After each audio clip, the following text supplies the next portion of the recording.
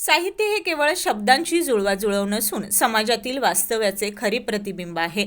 शेतकऱ्यांचे कष्ट, सामाजिक विषमता आणि जळजळीत सत्य मांडणे हे साहित्याचे मुख्य उद्दिष्ट असून साहित्य संमेलन हे परिवर्तनाचे प्रभावी साधन आहे, असं प्रतिपादन ख्यातनाम कवी विठ्ठल वाघ यांनी केलं.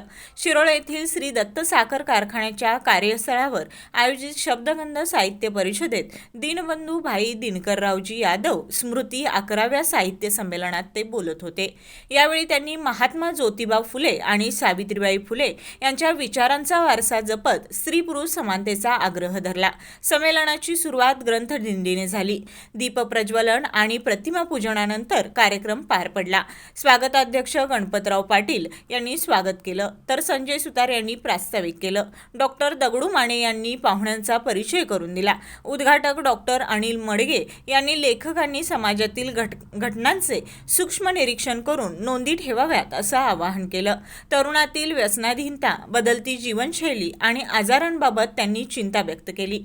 यावेळी जीवनगौरव पुरस्कार कवयित्री नीलम मानगावे यांनी तर जिल्हास्तरीय क्रीडा पुरस्कार कबड्डीपटू सौरभ इंगळे यांना प्रदान करण्यात आला.